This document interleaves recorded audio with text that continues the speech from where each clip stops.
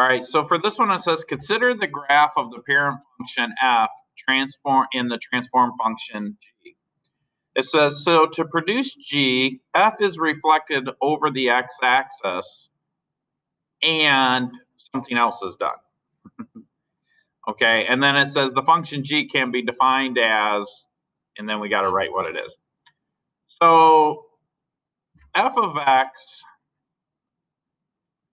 looks like the exponential function. So I'm just guessing, and I think f of x is, yeah, it's e to the x. Okay.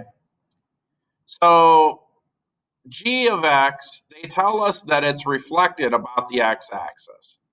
So g of x being reflected about the x-axis means that we're taking the negative of f of x. Okay. Now what that does is it changes all these y values and makes them negative.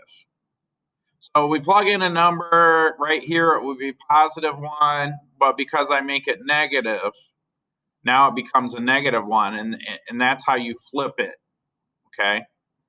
And then the other thing is it says what else is done. So I'm gonna do something real quick because I think it's important that you guys see how these transformations take place. So I'm gonna say e to the x. Okay, that's our function.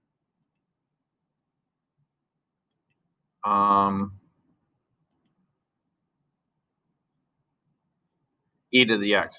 Now for the next one, I'm going to say negative e to the x, and see how that's transformed? That's flipped about the x-axis. But now I want to make this look like the other graph. So by adding or subtracting a number on the end, I can shift this up or down. Okay? So if I subtract, I think it's 5. And I'm going to change this to plus because that's the wrong formula. So if I add 5 units to this, then I should get this function.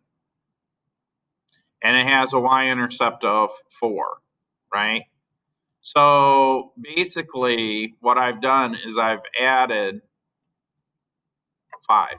So if I fill this out, it says to produce g, I reflected about the x-axis and shifted up 5 units. Okay, and g can be defined, g of x